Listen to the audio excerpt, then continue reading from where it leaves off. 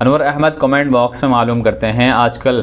Gram panchayat چناؤ کی تیاری ہے، تو جو لوگ الیکشن لڑنا چاہتے ہیں وہ لوگوں کی دعوت کرتے ہیں، تو ایسی دعوت کرنا یا قبول کرنا جائز ہے یا نہیں؟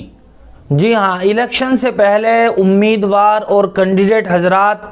اپنے لوگوں سے ووٹ دینے کے لیے بہت سارے طریقے اختیار کرتے ہیں، جن میں ایک طریقہ یہ بھی ہوتا ہے کہ وہ لوگوں کے درمیان مٹھائیاں یا پکوڑیاں تقسیم کرتے ہیں، یا یہ کہ ان کی دعوتیں کرتے ہیں اور ان کو بلاتے ہیں، اور اس میں یہ بھی کہتے ہیں کہ بھائی تم ہمیں ووٹ دو یا نہ دو، یہ تمہاری مرضی ہے۔ لیکن اگر بنیادی طور پر غور کیا جائے تو ان امیدواروں کا مقصد ہی یہ ہوتا ہے کہ یہ حضرات ہماری اس دعوت سے متاثر ہو کر ہمیں ووٹ دیں، چاہے وہ زبان سے اس کا اظہار نہ کریں۔ تو بہرحال چونکہ اس میں صراحت کے ساتھ گرچہ رشوت نہیں ہے لیکن رشوت کا شائبہ ضرور ہے، لہذا ایسی دعوتوں سے بھی آدمی کو بچنا چاہیے۔ اور اگر صراحت کے ساتھ کوئی امیدوار اپنے لوگوں کو پیسے دیتا ہے اور یہ کہتا ہے کہ مجھے ووٹ دینا، یا پیسوں کے علاوہ کوئی اور چیز دیتا ہے